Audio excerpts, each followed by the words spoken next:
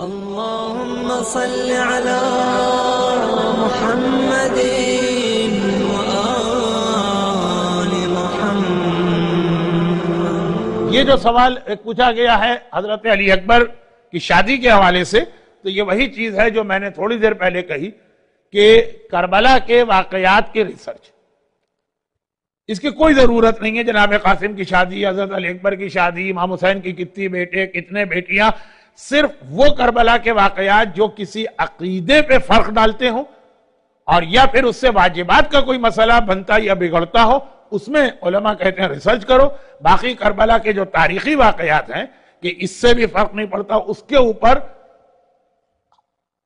اب میں پھر یہ جملہ کہتے ہوئے شرما رہا ہوں، لیکن کہہ دوں کہ صدام کے خاتمے کے بعد سے میں کئی مرتبہ عراق زیارت کے لیے گیا ہوں، اور الحمدللہ جب بھی ہم لوگ جاتے ہیں تو اپنے مراجع سے ملاقات کرتے ہیں، تو آغا سیستانی سے بھی گروپ کے ساتھ کئی ملاقاتیں ہوئیں، اور اس میں 4 ایڈوائز ایسی ہیں جو آغا سیستانی ہمیشہ ہی دیتے ہیں۔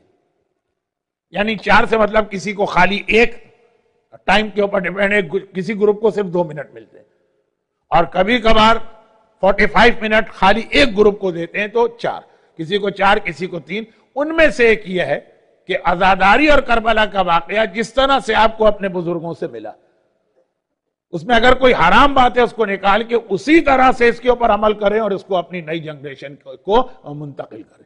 اس کے اندر کسی تبدیلی یا ریفارم کرنے کی ضرورت نہیں۔ آغا وحید خراسانی اتنے بڑے مرجع کہ آغا سیستانی سے بھی زیادہ لوگ ان کی تقلید میں اب جا رہے ہیں۔ یعنی یہ بھی ایک ڈسپیوٹ چل رہا ہے کہ ان میں سے کس کی نالج زیادہ۔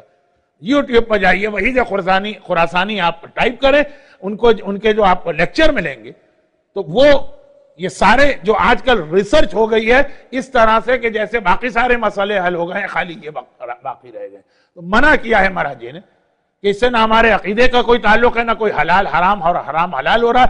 جس طرح سے آپ بزرگوں سے سنتے آئے ہیں وہی آپ اگلی نسل کو منتقل کریں۔ آج 1300 سال کے بعد بیٹھ کے ہر چیز کے بارے میں کوئی رائے دینا بہت مشکل ہے۔ یا مولا